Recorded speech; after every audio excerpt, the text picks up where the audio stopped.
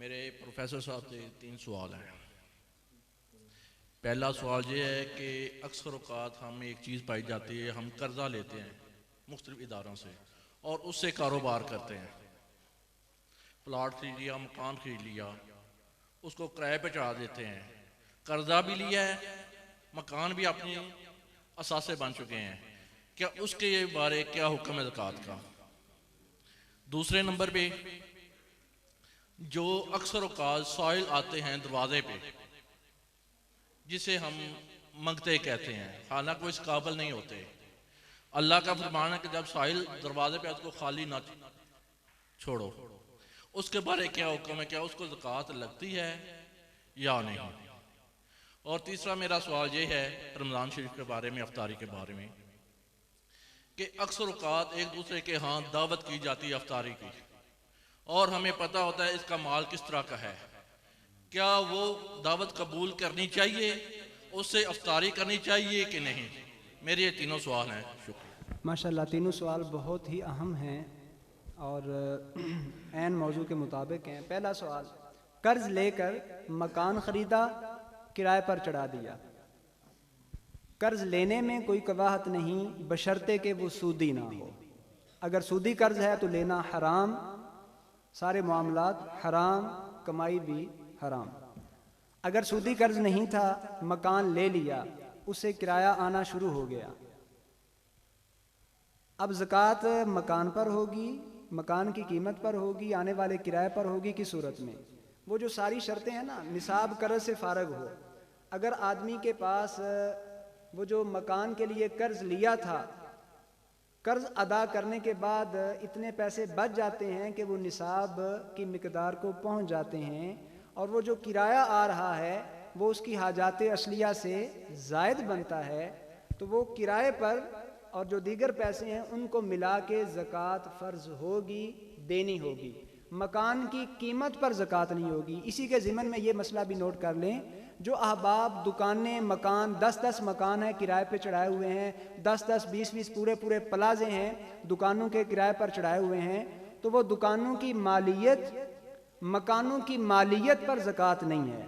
ان سے آنے والا جو کرایہ ہے دیگر شرائط کے ساتھ اگر وہ نصاب کی مقدار کو پہنچتا ہے تو اس کرائے پر زکوٰۃ ہوگی۔ دوسرا مسئلہ، قرض کے بعد آگے جی دروازے پہ جو سائل آتا ہے، ہمارے ہاں عموماً دروازوں پر جو سائل آتے ہیں وہ سارے کے سارے مستحق سوال ہیں ہی نہیں۔ ایسوں کے بارے میں ہمارے علماء کا فتویٰ یہ ہے کہ ان کو دینا بھی جائز نہیں ہے۔ زکوٰۃ تو بڑی دور کی بات ہے، عام صدقہ بھی انہیں نہیں دینا چاہیے، انہیں سمجھانا چاہیے تاکہ وہ اس سوال کی لت سے بچ جائیں۔ اور تیسرا سوال، افطاری سے متعلق آپ کو کسی ایسے بندے نے دعوت دی جس کے بارے میں آپ یقینی طور پر جانتے ہیں کہ اس کا مال حرام کا ہے، کیا ہے؟ تو ایسے بندے کی دعوت قبول نہیں کرنی چاہیے۔ صرف افطاری نہیں، عام روٹین میں بھی ایسے بندے کی دعوت قبول نہ کی جائے۔ میرا ایک سوال یہ ہے کہ ایک شخص کے پاس اگر 10 لاکھ روپے ہیں تو ارکان اسلام میں سے چونکہ حج اور زکوٰۃ دونوں رکن ہیں، تو وہ اب حج کا ارادہ بھی رکھتا ہے، اب زکوٰۃ ادا کرتا ہے تو حج رہ جائے گا، کیونکہ 10 لاکھ کے اندر فرضی طور پر مطلب حج 10 لاکھ میں ہو رہا ہے، تو اب وہ زکوٰۃ ادا کرتا ہے تو حج جو ہے وہ ادا نہیں ہو سکتا۔ جی اس تو اس ضمن میں میں مقدم کس کو رکھا جائے جی گا؟ دیکھیں، حج کے لیے جمع شدہ رقم ایک، اسی کے ساتھ ساتھ آپ ملا لیں کچھ اور چیزیں بھی، لیکن میں پہلے اس مسئلے کی وضاحت کر دوں۔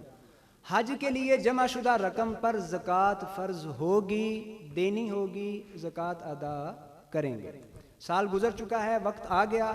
ابھی حج کے مہینے نہیں آئے، اس سے پہلے تو جو رقم جمع تھی آپ اس میں سے زکوٰۃ نکال لیں، بعد میں دیکھیں اگر وہ اتنا نصاب بنتا ہے جتنا حج کے لیے ضروری ہے، حج فرض ہوگا، اور اگر اتنا بنتا ہی نہیں، کم ہو گیا ہے، تو پھر اس حساب سے آپ صاحب استطاعت نہیں رہے، حج فرض نہیں ہوگا۔